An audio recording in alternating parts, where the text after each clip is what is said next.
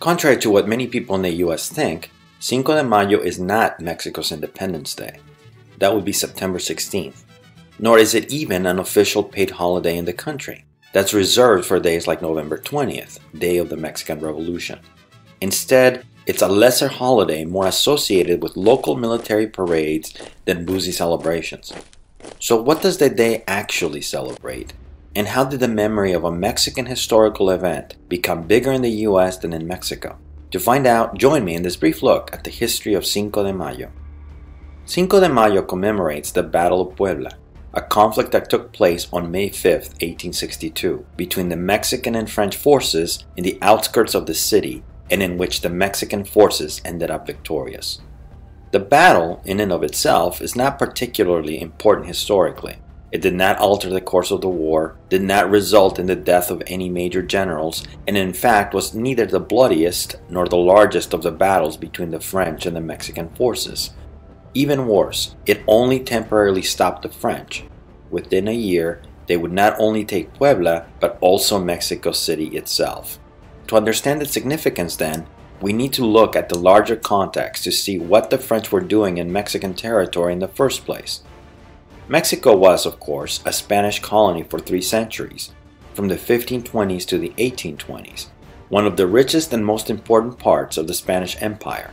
Since 1821, however, the year the country officially separated itself from Spain, Mexico had experienced constant instability, mostly because of deep divisions between liberals and conservatives who simply couldn't agree on how the country should be ruled. The conflict had become most violent during the late 1850s when a war between the two sides exploded. Known as the War of Reform because the immediate spark was liberal legislation aimed at changing the country, the conflict had resulted in the deaths of around 20,000 people and a loss for the conservative side. The conservatives, however, would not give up and insisted on trying to bring a European monarch to rule Mexico. This just so happened to dovetail nicely with Napoleon III's plan to expand the French Empire, and in 1862, using the excuse that the Mexican government had not properly compensated French citizens for the injuries and hardships they had experienced as a result of the War of Reform, they set out to invade the country and prop up a client state supported by Mexican conservatives. Later, they would invite a secondary heir to the Austrian throne, Maximilian of Habsburg, who would rule Mexico while the French occupation lasted. Beyond the Mexican liberals, there was another group that was strongly opposed to the French invasion, the United States. European colonialism in the Americas had long been seen as a security threat to the US, as outlined in the Monroe Doctrine, but a French occupation of Mexico was particularly threatening because it would have meant having a powerful expansionist empire as neighbor. Problem was that in 1862, the US was busy with its own civil war and couldn't do much about it. In fact, Mexico as a neighboring French puppet state would mean serious problems for the Union because although France never recognized the Confederacy, a permanently divided United States would mean a weaker United States, and thus would serve French interests. Therefore, it is likely that if given the opportunity, the French would have helped arm the Confederates. But first, they had to eradicate the Mexican opposition, and that's where the Battle of Puebla comes in. Armed conflict had begun about 2 weeks earlier, on April 19th, at the Battle of Fortín, a hamlet between the towns of Córdoba and Orizaba in Veracruz, but it was only a skirmish. The first real test between the French forces and the Mexican troops would happen on May 5, 1862, in the outskirts of Puebla. The French not only outnumbered the Mexicans, but their infantry consisted of highly skilled veterans of the Crimean and Italian wars, one of the best in the world, while the Mexicans were a bunch of ragtag volunteers with some experience from the War of Reform. To the French, it was obvious they would win and would be in Mexico City in no time. Instead, they lost decisively, losing over 10 times as many men as the Mexicans, and had to retreat to the coast to regroup. It would take nearly a year and additional troops from Napoleon III for them to try again. This ended up being absolutely crucial for the fortunes of a unified United States because it delayed French victory long enough for the North's fortunes to turn around. The victory gave a massive morale boost to the Mexicans, and its importance was immediately recognized by the Mexican president Benito Juárez, but it felt particularly significant to Mexican Americans. This was for two reasons. First, the victorious Mexican general was Ignacio Zaragoza, a man born in what today is Goliad, Texas, but at the time was Mexican territory. In other words, the huge triumph came at the hands of a man just like them. Second, Mexican Americans were overwhelmingly Unionist, and the geopolitical implications of the French loss was not lost on them.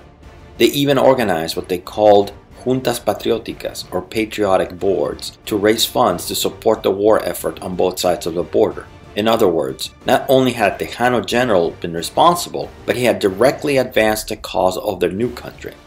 It was a double dose of patriotism. Hence, the commemoration of a specific event in Mexico was a celebration of Mexican Americans themselves in the US from the beginning, and thus, not surprisingly, it survived that way. This was especially so in California, which had the largest population of Mexican Americans in the country, and not so much in Texas, where naturally, a holiday with anti-Confederate roots had a much harder time establishing itself. By the 1960s, Cinco de Mayo had a long tradition but was mostly limited to the Southwest. And then two things happened. First, Mexican immigrants began arriving in large numbers, rejuvenating the tradition and bringing it to other parts of the country. And second, related to the first, the Mexican-American market became large enough that companies began to be interested in catering to it, and associating themselves with the holiday became the norm. This was a natural fit given the long history products of various kinds had in sponsoring Cinco de Mayo events. But it was especially so for Mexican products, and in the 1990s, with the signing of the North American Free Trade Agreement, there just so happened to be an influx of them in the United States, particularly beers, which were one of the Mexican brands strong enough to be able to compete in the American market. And that is how Cinco de Mayo, an underdog Mexican victory against the French in the 19th century, could be called Brinco de Cinco. It's been quite a ride. And Maximilian and the French occupiers? Well, Napoleon III would eventually decide to take his troops to fight wars in places more crucial to the French Empire, and the US ended its civil war and began to help the liberals. This left Maximilian with the choice to abdicate the Mexican throne and return to Austria, but he opted not to, mostly because in a real historical irony, it turned out that he was a liberal and generally believed that he was fighting for a good cause that the Mexican people supported. For his troubles, he was captured and executed along with the main conservative generals in the hills outside of Querétaro on June 19, 1867. And so ended Mexico's last monarchy.